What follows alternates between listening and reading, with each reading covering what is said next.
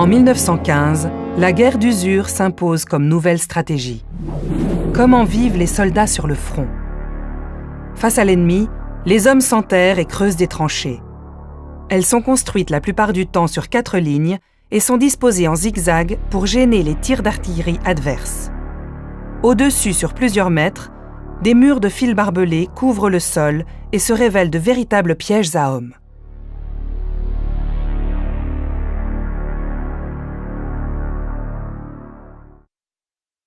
Les soldats, les poilus comme on les appelle, sont en général assez mal nourris.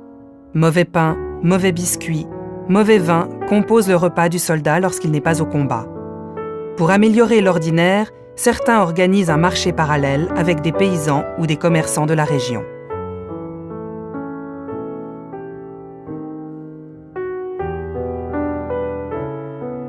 Sur le front, les hommes dorment toujours habillés dans des casemates protégées par des masses de terre ou bien à même le sol sur des paillasses. Mais les tirs réguliers d'artillerie empêchent souvent de trouver le sommeil.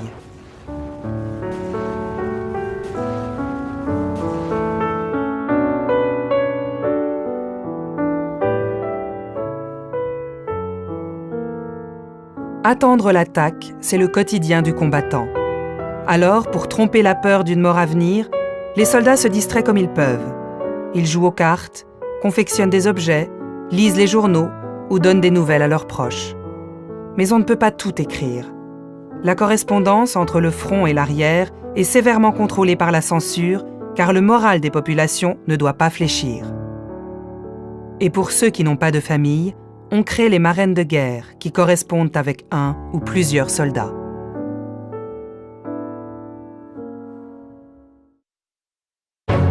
Mais voilà l'heure du combat. Les hommes se rassemblent.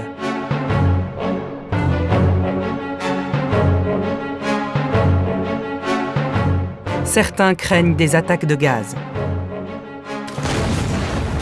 Avant l'assaut, les deux camps se livrent d'abord à un duel d'artillerie. Ces bombardements ont pour but, entre autres, de détruire les barbelés et les mitrailleuses ennemies.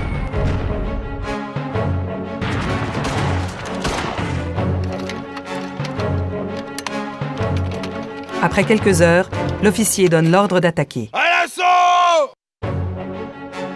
Les combattants, courageusement, s'extirpent de la tranchée. Mais certains, paralysés par la peur, refusent de sortir. Pour les autres, ils doivent courir vite et franchir rapidement le No Man's Land sous le feu nourri de l'ennemi.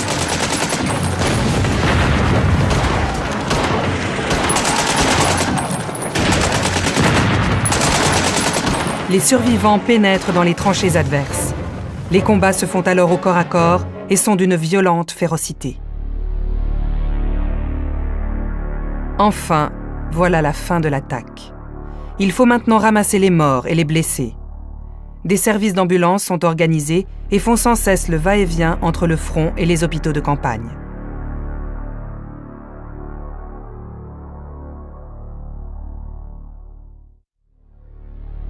Après les combats, certains partent en permission. Mais comment vit-on la guerre là-bas, loin derrière les lignes?